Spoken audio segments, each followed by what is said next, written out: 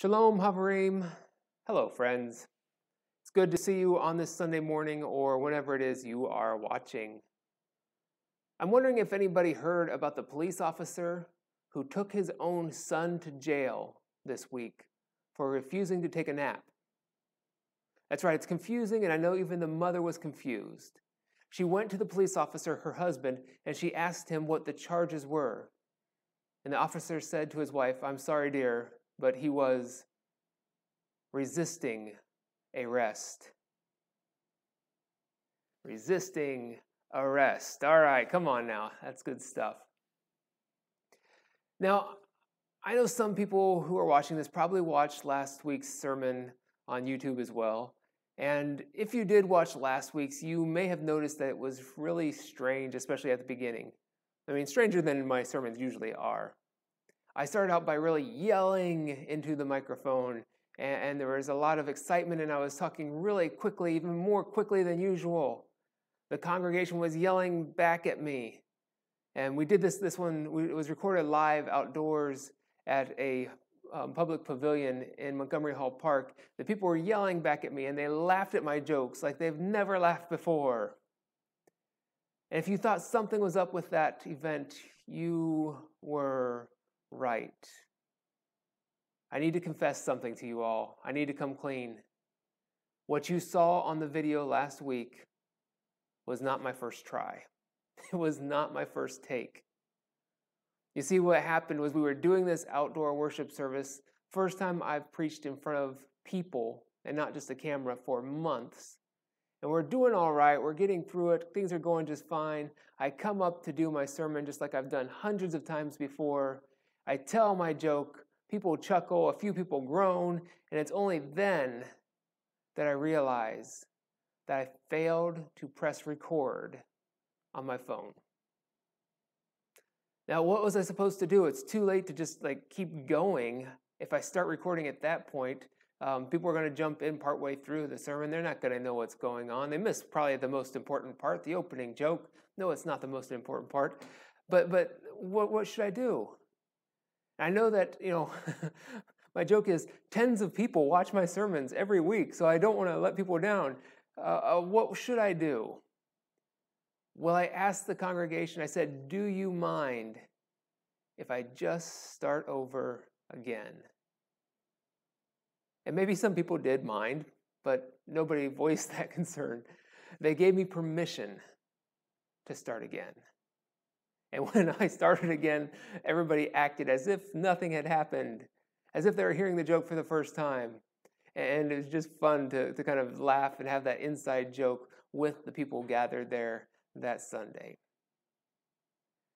You, the church, gathered on that Sunday morning, gave me permission to try again.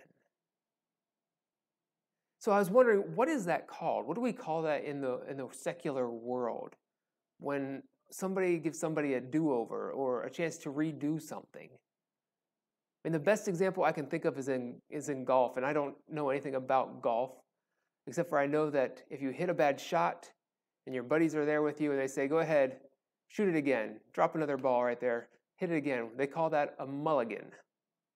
They're going to give you a chance to try again and just do it better this time. It's a do-over. It's a freebie. What else do we have in this world? What other chances do we have to do things over again? Where else are we given these chances for a redo? Now, we have a name for that in the church. We call it grace. Grace is a very difficult and expansive concept, and it's not easy to nail it down. It's really difficult to define grace. But grace sometimes looks like letting your pastor start over again so that this time he can hit record on his sermon.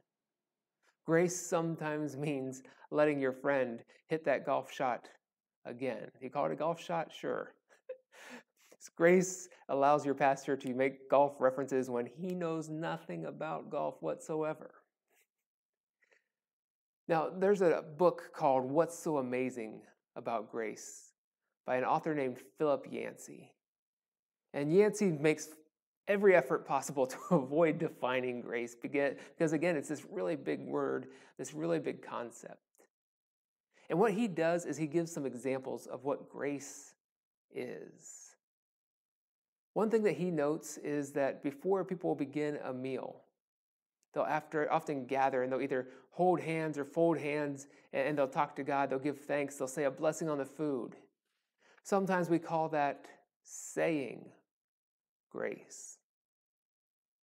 Yancey also talks about figure skaters. He says, watch these skaters out there on the ice and look at the way they move, and they're so elegant with their hand gestures and the way they jump and they spin and they don't fall down like the rest of us may. He says, that thing that you can see, but you can't really nail down or describe, that's grace. You know it when you see it, but it's hard to define what is and is not grace. This skier or skater moves with grace. Now, perhaps the best definition that I've ever heard of grace is that grace is an unmerited gift. It's something that you did not deserve, you did not earn. So how does that apply to the praying before a meal? I mean, you work hard for your money and you earn a paycheck, you buy the food with the money you earned. It's not an unmerited gift, you earned that. Well, there's some truth to that, but God made the vegetables grow, and either you ate the vegetables or you ate the thing that ate the vegetables. You did your part, but there's still a gift involved. God gave you that body to work at your job and the mind to do the things that you had to do to earn your income. And that skater out there on the ice, yeah, they put in hours and hours of practice. But we also know very well that there's that one thing that separates the rest of us from the professionals. They've been given a gift. They take that gift and they work on it. They hone their gift and make it better and better. But that initial gift, that is grace. Grace is something that we do not deserve. We cannot earn, but others give to us anyway. Grace is when you let your pastor start his sermon over again. Well, I wanted to talk about grace today because our lectionary text from the Old Testament is a story about grace.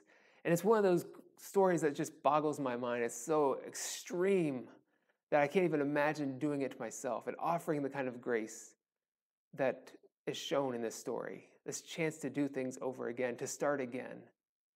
It's a story about Joseph.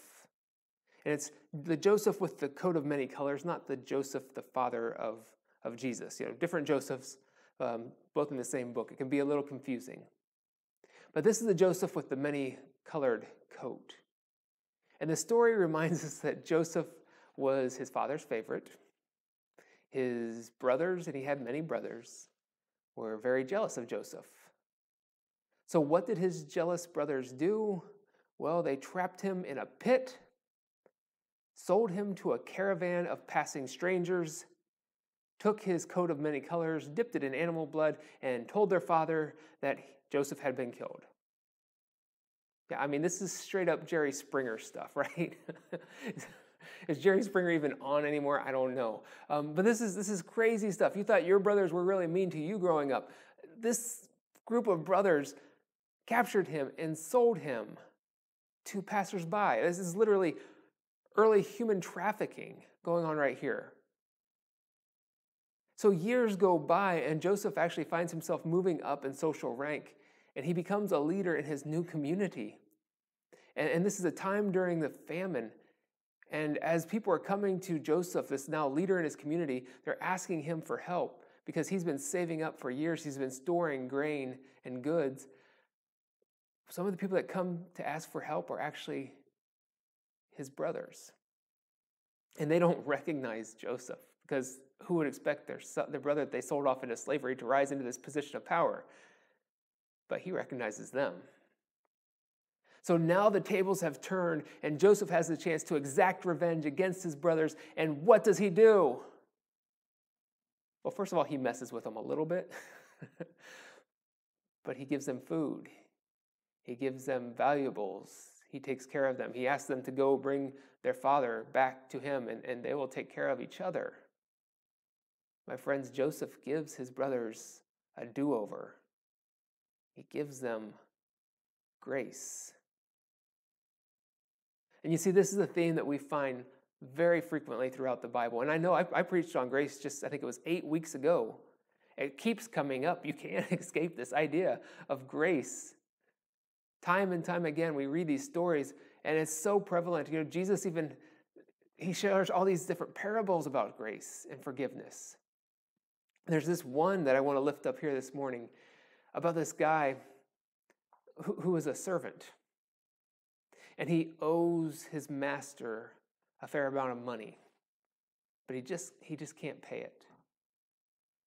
So the servant goes to the master, he begs for forgiveness, and at first the master isn't willing to budge, but eventually the master says, you know what, okay, I get it. You're not going to be able to pay. I tell you what, forget about it. You are forgiven of your debt. We'll treat it as if it never happened. You, sir, get a financial do-over. You can start again. And Jesus goes on with this parable. He says that guy, after he's been forgiven of his debt, he walks out of his master's palace and he goes into the street and he finds somebody there who owed him like $20, a much lesser amount. And that guy can't pay. And the first gentleman says, well, hey, if you can't pay, I'm taking you to debtor's prison until you can pay that off. And I think the point is clear, folks. Sometimes those of us who have experienced grace are the least likely to express it to others. Christians, yeah, I'm looking at you. I'm looking at us. Christians, those of us who have experienced grace, are sometimes the least likely to offer it to others.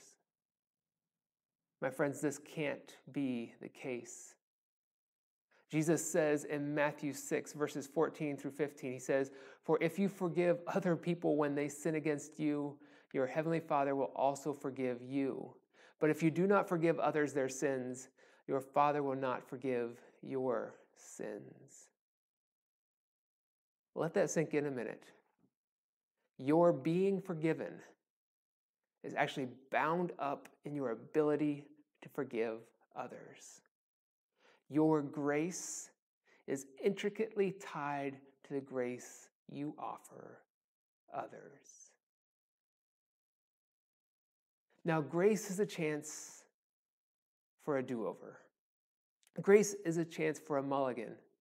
And yes, for sure, there is abuse of grace. Can you imagine going out to golf with somebody who just hit a bad shot, say, hey, can I get a mulligan? Psh, another one in the lake. Hey, can I get a mulligan? Psh, in the lake again. I'm living off these golf metaphors this morning. I know. I haven't golfed in a long time. But anyways, that's abuse of grace, and that's not the point. I mean, I didn't start my sermon a second time just to mess it up again. No, grace is about doing better. It's about getting a second opportunity to improve on the last time.